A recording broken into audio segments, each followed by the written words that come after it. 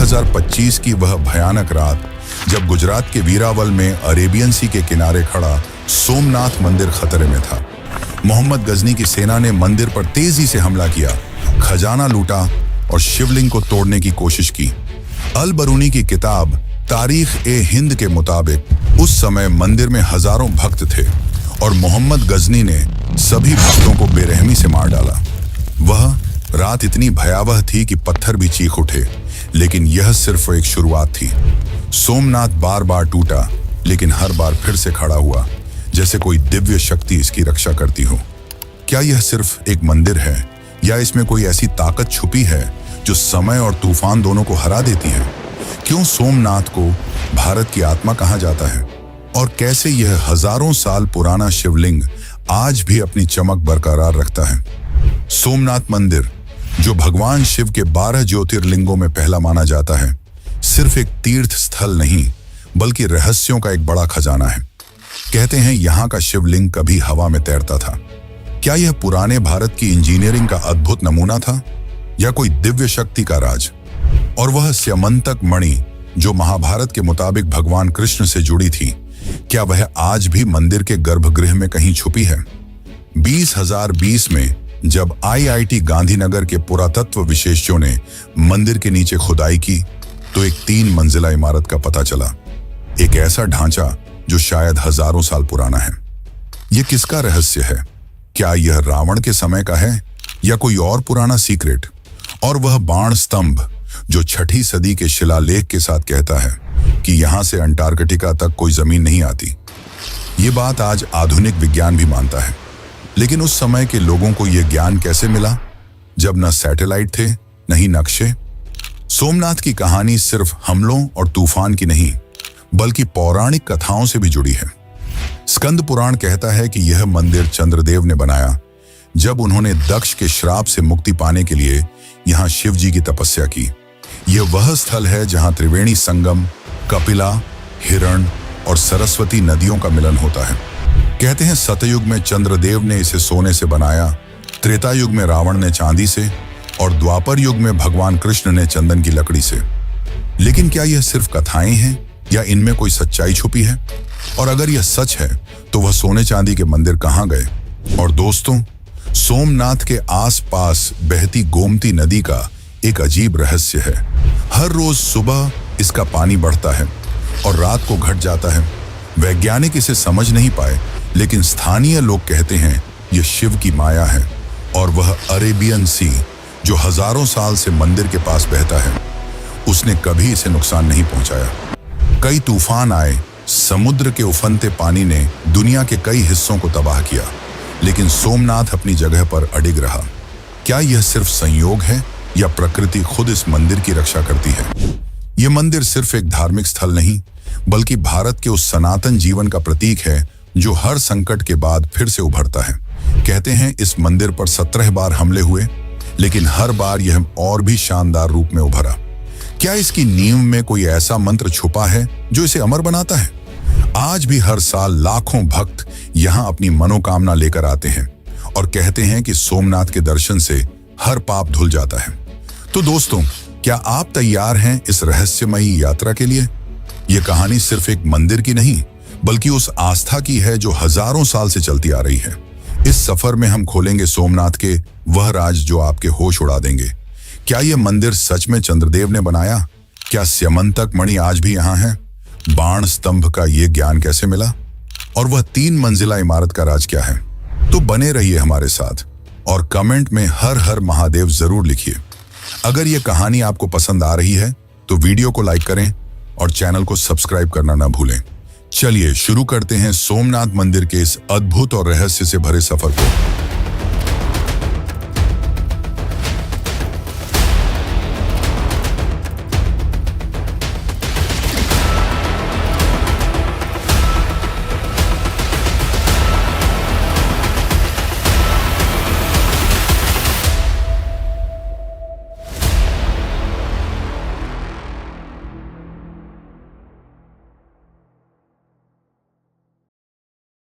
सोमनाथ मंदिर की कहानी शुरू होती है एक ऐसी दुनिया से जहां देवता और असुर एक साथ रहते थे। यह है सत्य युग की बात, जब स्वर्ग में चंद्रदेव यानी चंद्रमा अपने रूप और तेज के लिए जाने जाते थे। स्कंद पुराण और ऋग्वेद के मुताबिक चंद्रदेव की कहानी एक ऐसी कथा है जो सोमनाथ मंदिर के जन्म से जुड़ी है। तो चलिए इस पौराणिक सफर पे चलते हैं और जानते हैं कि कैसे यह मंदिर बना भारत का पहला ज्योतिर्लिंग। चंद्रदेव एक सुंदर और तेजोमयी देवता थे जिन्होंने राजा दक्ष की 27 कन्याओं से विवाह किया था। इनमें से एक थी रोहिणी, जो अपने रूप और मनमोहक स्वभाव के लिए सबसे अलग थी। चंद्रदेव का दिल रोहिणी पे ऐसे लगा कि वह अपना ज्यादातर समय उसी के साथ बिताने लगे। बाकी 26 कन्याओं को यह बात बिल्कुल पसंद नहीं आई। उन्होंने अपनी दुख की बात अपने पिता दक्ष के सामने रखी। दक्ष को यह सुन के गुस्सा आया और उन्होंने चंद्रदेव को एक भयानक श्राप दे दिया। कहते हैं कि दक्ष का श्राप इतना प्रचंड था कि चंद्र का तेज और रूप धीरे धीरे खत्म होने लगा। उनका शरीर कमजोर होने लगा और उनका सुंदर चेहरा मुरझा गया। क्या यह श्राप चंद्रदेव को हमेशा के लिए खत्म कर देता, या कोई ऐसी शक्ति थी जो उन्हें बचा सकती थी? बिल्कुल बेबस और दुख में डूबे चंद्रदेव ने देवताओं के देवता ब्रह्मा जी से मदद मांगी। ब्रह्मा जी ने उन्हें एक रास्ता दिखाया। जाओ, धरती पर प्रभास पाटन के उस पवित्र स्थल पर जाओ जहां त्रिवेणी संगम है। वहां भगवान शिव की तपस्या करो। त्रिवेणी संगम यानी कपिला, हिरण और सरस्वती नदियों का वह पवित्र मिलन जो गुजरात के सौराष्ट्र में सोमनाथ के पास आज भी बहता है। कहते हैं यह संगम न सिर्फ धार्मिक रूप से पवित्र है, बल्कि इसका जियोग्राफिकल महत्व भी है, क्योंकि यह 3 नदियों का पानी यहाँ एक साथ मिलता है और यह स्थान आस्था का केंद्र बना। लेकिन सवाल यह है, क्या चंद्रदेव की तपस्या सच में शिवजी को खुश कर पाई? चंद्रदेव ने प्रभास पाटन में एक शिवलिंग स्थापित किया और दिन रात कठिन तपस्या शुरू की। उनकी भक्ति इतनी गहरी थी कि खुद भगवान शिव उनके सामने प्रकट हुए। शिवजी ने चंद्रदेव से कहा, तुम्हारी भक्ति ने मुझे प्रसन्न किया है, मैं तुम्हें दक्ष के श्राप से मुक्ति दूंगा। लेकिन दक्ष का श्राप इतना मजबूत था कि पूरी तरह खत्म नहीं हो सकता था। तो शिवजी ने एक वरदान दिया, तुम्हारा तेज हर महीने 15 दिन तक घटता रहेगा, लेकिन अगले 15 दिन में फिर से पूर्ण हो जाएगा। इसी वजह से आज भी हम चंद्रमा को शुक्ल पक्ष में बढ़ते और कृष्ण पक्ष में घटते देखते हैं। लेकिन यह कथा यहीं नहीं रुकती। चंद्रदेव ने शिव जी से एक और वरदान मांगा, प्रभु आप इस शिवलिंग में हमेशा के लिए विराजमान रहिए। शिव जी ने यह वरदान भी स्वीकार किया और तब से यह शिवलिंग सोमनाथ के नाम से जाना गया। सोम के नाथ यानी चंद्र के भगवान। लेकिन दोस्तों, सोमनाथ की पौराणिक कथा इससे भी गहरी है। स्कंद पुराण के मुताबिक यह मंदिर सिर्फ एक बार नहीं, बल्कि हर युग में अलग अलग रूप में बना। सत्य युग में चंद्रदेव ने इसे सोने से बनाया। कहते हैं वह मंदिर इतना चमकता था कि उसका तेज स्वर्ग तक जाता था। फिर त्रेता युग में रावण, जो शिव का बड़ा भक्त था, ने इसे चांदी से बनवाया और द्वापर युग में भगवान कृष्ण ने अपने हाथों से इसे चंदन की लकड़ी से सजाया। लेकिन यह सोने चांदी के मंदिर कहाँ गए? क्या यह सिर्फ कथाएं हैं या इनमें कोई सच्चाई छुपी है? और अगर यह सच है तो क्या वह पुराने ढांचे आज भी कहीं मंदिर के नीचे छुपाए हैं? और एक बड़ा सवाल, त्रिवेणी संगम का यह स्थान क्यों इतना खास है? कहते हैं यहाँ का पानी न सिर्फ शरीर को शुद्ध करता है, बल्कि मन को भी शांति देता है। स्थानीय लोगों का मानना है कि यहाँ स्नान करने से हर भक्त के दुख दूर होते हैं। लेकिन क्या यह संगम सिर्फ आस्था का प्रतीक है या इसके पीछे कोई और रहस्य है? सोमनाथ मंदिर के इस पहले ज्योतिर्लिंग का राज क्या है जो हजारों साल से लोगों के दिल में बसा है? तो दोस्तों, यह थी सोमनाथ की पौराणिक कथा, लेकिन यह सिर्फ शुरुआत है। इस कथा के बाद हम जानेंगे कि कैसे यह मंदिर बार बार टूटा, लेकिन हर बार फिर से खड़ा हुआ। क्या वह स्यमंतक मणि जो कृष्ण से जुड़ी थी आज भी यहाँ छुपी है? और क्या यह मंदिर सिर्फ आस्था का स्थल है या इसमें कोई पुरानी तकनीक का राज छुपा है? कमेंट में हर हर महादेव जरूर लिखिए और बने रहिए हमारे साथ इस अद्भुत यात्रा में। चलिए आगे बढ़ते हैं सोमनाथ के इतिहास और रहस्यों की तरफ। कहते हैं यह मंदिर सिर्फ पत्थर का ढांचा नहीं, बल्कि भारत की सनातन शक्ति का प्रतीक है। लेकिन सवाल यह है, कैसे यह मंदिर इतने बड़े बड़े हमलों के बावजूद जिंदा रहा? क्या इसकी नींव में कोई ऐसा राज छुपा है जो इसे अमर बनाता है? चलिए शुरू करते हैं सोमनाथ के इतिहास के इस अद्भुत सफर को, जहां हर कदम पर है विनाश और पुनर्जन्म की कहानी। ये बात है 9वीं सदी की, जब गुर्जर प्रतिहार वंश के राजा नागभट्ट द्वितीय, जो 825 से 833 ईस्वी तक राज किया, सोमनाथ के पवित्र स्थल पर आए। इंस्क्रिप्शंस के मुताबिक उन्होंने यहाँ के सोमेश्वर शिवलिंग के दर्शन किए और इसकी महिमा को और बढ़ाया। उस समय सोमनाथ एक बड़ा तीर्थ स्थल था, जहां लोग दूर दूर से आते थे। फिर आई 10वीं सदी, जब चालुक्य वंश के राजा मूलराज ने यहाँ एक शानदार मंदिर बनवाया। कहते हैं यह मंदिर इतना भव्य था कि उसकी चमक समुद्र के पार तक जाती थी। लेकिन क्या यह मंदिर सच में मूलराज ने बनवाया, या यह सिर्फ एक कथा है? और अगर यह सच है तो क्या उस मंदिर का कोई हिस्सा आज भी यहाँ छुपा है? लेकिन दोस्तों, सोमनाथ का यह शानदार सफर 1025 ईस्वी में एक बड़े संकट से टकराया। अफगान शासक मोहम्मद गजनी ने अपनी सेना के साथ वीरावल पर हमला किया। अल बिरूनी, जो उसके साथ था और उसने तारीख हिंद लिखी, कहता है कि सोमनाथ का खजाना इतना बड़ा था कि उसकी चमक दुनिया भर में मशहूर थी।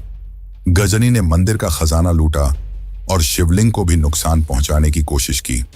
हजारों भक्तों ने अपनी जान गंवाई, लेकिन मंदिर की रूह को कोई नहीं मिटा सका। क्या यह मंदिर सिर्फ अपने खजाने के लिए निशाना बना, या इसके पीछे कोई और बड़ा राज था? फिर आया 1299 ईस्वी का वह समय, जब दिल्ली सल्तनत के अलाउद्दीन खिलजी के सिपाही उलूग खान के लीडरशिप में सोमनाथ पर दोबारा हमला किया। इस बार भी मंदिर का खजाना लूटा गया और उसकी भव्यता को नुकसान पहुंचा। लेकिन एक नायक उभरा, जालौर का वीरमदेव, जिन्होंने खिलजी की सेना के खिलाफ लड़ाई लड़ी और कुछ खजाने को वापस लेने की कोशिश की। कहते हैं वीरमदेव की हिम्मत ने मंदिर की रूह को जिंदा रखा। लेकिन क्या वह खजाना कभी पूरा वापस आया? सोमनाथ का यह विनाश यहीं नहीं रुका। 1395 ईस्वी में जफर खान ने, जो गुजरात का गवर्नर था, मंदिर पर फिर से हमला किया। फिर 1451 ईस्वी में महमूद बेगड़ा ने इसे निशाना बनाया। और सबसे बड़ा संकट आया 17वीं सदी में, जब मुगल शासक औरंगजेब ने 1665 और 1206 में मंदिर को पूरा वीरान कर दिया। कहते हैं उस समय मंदिर के पत्थर भी टूट चुके थे और भक्त दूर दूर तक बिखर गए। लेकिन सवाल यह है, इतने बड़े हमलों के बावजूद सोमनाथ का नाम क्यों जिंदा रहा? क्या यह मंदिर सिर्फ एक स्थल था, या इसमें कोई ऐसी शक्ति थी जो हर बार इसे जिंदा करती थी? लेकिन दोस्तों, सोमनाथ की कहानी सिर्फ विनाश की नहीं, बल्कि पुनर्जन्म की भी है। 12वीं सदी में 1143 से 1162 ईस्वी तक चालुक्य राजा कुमारपाल ने एक मजबूत पत्थर का मंदिर बनवाया, जो सोमनाथ की रूह को फिर से जगा गया। फिर 14वीं सदी में 1308 से 1371 ईस्वी तक चूड़ासमा वंश के राजाओं महिपाल और ठेंगरा ने मंदिर के लिए अपना योगदान दिया। कहते हैं उन्होंने मंदिर की सेवा की और भक्तों को फिर से एकत्रित किया। लेकिन असली चमत्कार हुआ 1883 ईस्वी में, जब मराठा रानी अहिल्याबाई होलकर ने सोमनाथ के लिए एक नई रोशनी जलाई। उन्होंने एक छोटा लेकिन पवित्र मंदिर बनवाया, जो आज भी ओल्ड सोमनाथ या अहिल्याबाई टेम्पल के नाम से जाना जाता है। अहिल्याबाई के इस काम ने सोमनाथ की रूह को हमेशा के लिए जिंदा रखा, और उनका यह मंदिर आज भी उसी शक्ति को लेकर चलता है। और फिर आया वह पल जो सोमनाथ के इतिहास का सबसे शानदार दौर था। 1950 ईस्वी, भारत के लोहे के पुरुष सरदार वल्लभ भाई पटेल और डॉ राजेंद्र प्रसाद के लीडरशिप में सोमनाथ मंदिर को एक नए रूप में बनाया गया। 11 मई 1951 को जब यह मंदिर दोबारा खुला, तो लाखों लोगों ने हर हर महादेव के नारे लगाए।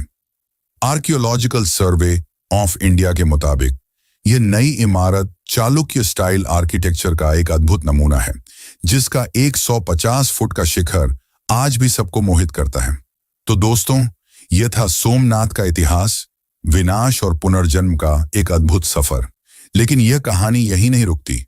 आगे हम जानेंगे कि कैसे यह मंदिर रहस्यों का खजाना बना। क्या वह शिवलिंग सच में हवा में तैरता था, और क्या स्यमंतक मणि आज भी यहाँ छुपी है?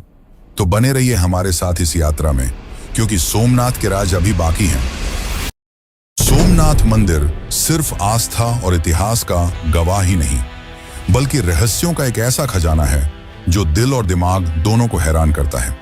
स्कंद पुराण के एक श्लोक में कहा गया है, सोमनाथो ज्योतिर्लिंगम सर्व पाप विनाशनम, यानी सोमनाथ का ज्योतिर्लिंग हर पाप को नष्ट कर देता है।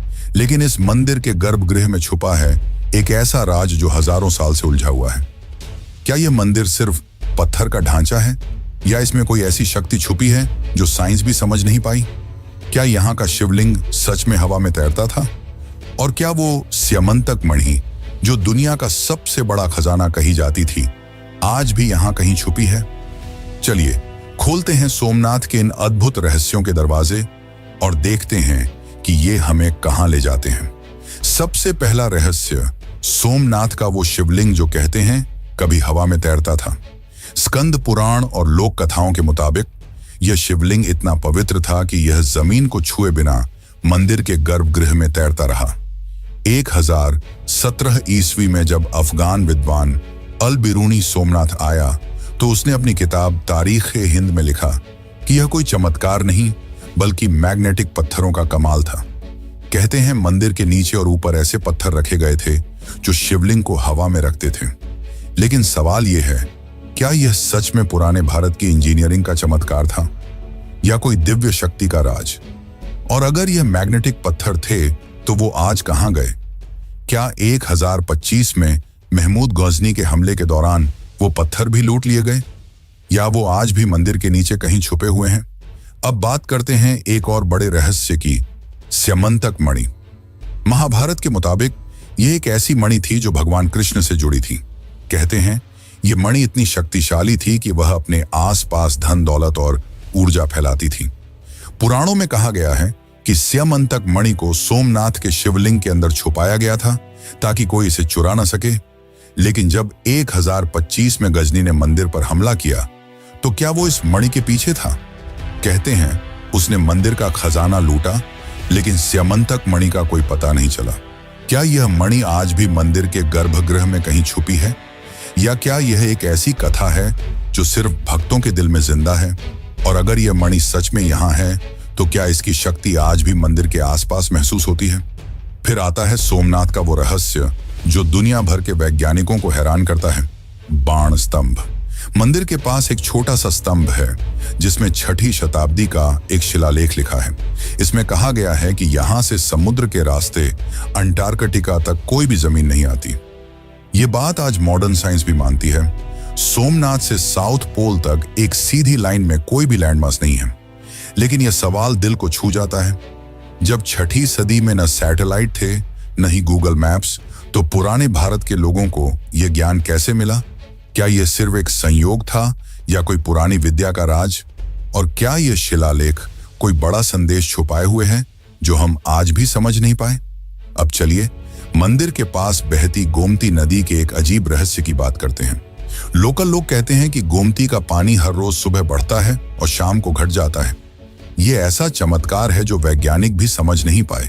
कहते हैं यह शिव की माया है जो नदी के पानी को हर दिन एक नए रूप में लाती है। लेकिन क्या यह सिर्फ एक प्राकृतिक घटना है या इसके पीछे कोई बड़ा रहस्य छुपा है? ASI की कुछ रिपोर्ट्स के मुताबिक सोमनाथ के आसपास का जमीनी स्ट्रक्चर इतना अलग है कि यह पानी के फ्लो को अफेक्ट करता है। और दोस्तों, अरब सागर का वो राज जो सबको हैरान करता है। हजारों साल से यह समुद्र सोमनाथ के पास बहता है, लेकिन कभी इसने मंदिर को नुकसान नहीं पहुंचाया। कई तूफान आए, समुद्र के उफनते पानी ने दुनिया के कई हिस्सों को तबाह किया, लेकिन सोमनाथ अपनी जगह पर अडिग रहा। कहते हैं यह शिव की रक्षा का चमत्कार है। लोकल लोग एक कथा सुनाते हैं, जब भी कोई बड़ा तूफान आता है समुद्र का पानी मंदिर के पास आकर शांत हो जाता है। क्या यह सिर्फ संयोग है या प्रकृति खुद इस मंदिर की हिफाजत करती है? और अगर यह सच है तो क्या मंदिर के नीचे कोई ऐसी शक्ति है जो समुद्र को भी रोक लेती है? अब एक और बड़ा राज, 2020 की वो खुदाई जो IIT गांधीनगर के पुरातत्व एक्सपर्ट्स ने की। उन्होंने ग्राउंड पेनेट्रेटिंग रडार का इस्तेमाल करके मंदिर के नीचे एक 3 मंजिला इमारत का पता लगाया। एएसआई की रिपोर्ट्स के मुताबिक यह ढांचा शायद हजारों साल पुराना है, लेकिन इसका असली समय या मकसद आज भी एक राज है। क्या यह वो पुराना मंदिर है जो सतयुग में चंद्रदेव ने बनवाया था, या क्या यह कोई सीक्रेट टेम्पल का हिस्सा है जो इन्वेडर्स से छुपाया गया था? और अगर यह इतना पुराना है तो क्या इसमें स्यमंतक मणि या कोई और खजाना छुपा है? यह सवाल आज भी वैज्ञानिकों के लिए एक पहेली बना हुआ है। और एक बात, स्कंद पुराण के मुताबिक सोमनाथ मंदिर का नाम हर युग में बदला। सतयुग में इसे सोमनाथ कहा गया, त्रेता युग में प्राणनाथ, द्वापर युग में भैरवनाथ और कलयुग में फिर से सोमनाथ। लेकिन पुराण कहते हैं कि भविष्य में यह प्राणनाथ के नाम से जाना जाएगा। क्या यह नाम बदलने की कथा सिर्फ एक पौराणिक बात है, या इसके पीछे कोई बड़ा संदेश छुपा है? और क्या यह मंदिर भविष्य के लिए कोई बड़ा राज रखता है? तो दोस्तों, ये थे सोमनाथ के वो रहस्य जो दिल और दिमाग दोनों को छू जाते हैं। लेकिन यह कहानी यहीं नहीं रुकती। आगे हम जानेंगे कि सोमनाथ आज भी क्यों एक बड़ा तीर्थ स्थल है। क्या यह मंदिर सिर्फ आस्था का केंद्र है, या इसके रहस्य आज भी हमें कुछ नया सिखाते हैं? तो बने रहिए हमारे साथ इस यात्रा में, क्योंकि सोमनाथ के और भी राज खुलने बाकी हैं। दोस्तों, सोमनाथ मंदिर की कहानी पौराणिक कथाओं से शुरू हुई, इतिहास के तूफानों से गुजरी और रहस्यों के दरवाजे खुले। लेकिन आज यह मंदिर सिर्फ एक पुरानी कथा या राज नहीं, बल्कि भारत की आस्था और संस्कृति का एक जिंदा केंद्र है। एक श्लोक कहता है, सोमनाथ दर्शनम पुण्यम सर्व कामना सिद्धिदम, यानी सोमनाथ के दर्शन से हर मनोकामना पूरी होती है। आज हर साल लाखों भक्त यहाँ आते हैं, अपने दुख दर्द छोड़कर शांति और शक्ति ले जाते हैं। लेकिन सवाल यह है, क्या सोमनाथ आज भी उतना ही खास है जैसा हजारों साल पहले था? क्या इस मंदिर में ऐसी शक्ति है जो आज के मॉडर्न जमाने में भी लोगों के दिल को जोड़ती है? चलिए देखते हैं कैसे सोमनाथ आज भी भारत का दिल है। आज सोमनाथ मंदिर दुनिया के सबसे बड़े तीर्थ स्थलों में से एक है।